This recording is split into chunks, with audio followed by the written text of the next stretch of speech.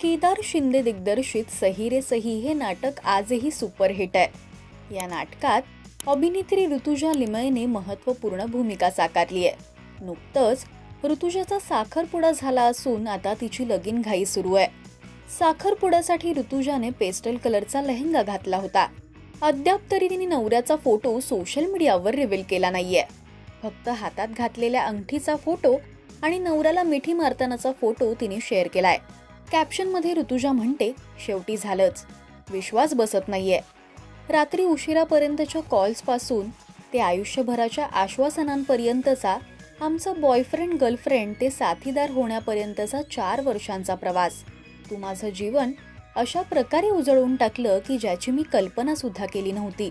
आणि आज आपण एकत्र आहोत। आमच्यासाठी, आमच्या प्रेमासाठी, प्रत्येक हसण्यासाठी, प्रत्येक आव्हानासाठी आणि प्रत्येक स्वप्नासाठी हे पाऊल उचललंय। तर ऋतुजाची आता लगीनघाई सुद्धा सुरू झालीय। घरच्यांसोबत शॉपिंग करतानाचा व्हिडिओ तिने शेअर केलाय। यात तिच्या रिसेप्शनचा लुक कसं असणार आहे हे सुद्धा पाहायला मिळालंय।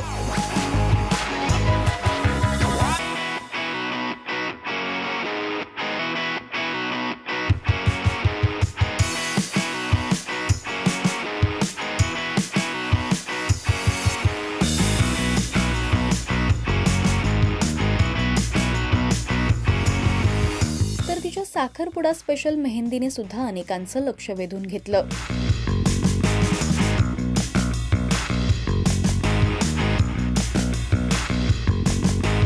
याचसोबत मैत्रिणींकडून तिचं ब्रायडल शॉवर सुद्धा करण्यात आलं।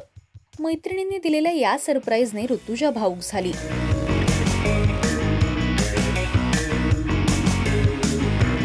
तिने आतापर्यंत चूक भूल द्यावी घ्यावी, नवे लक्ष, देवाश्री गणेशा, जिंदगी नॉट आउट यासारख्या अनेक मराठी मालिकांमध्ये काम केलंय।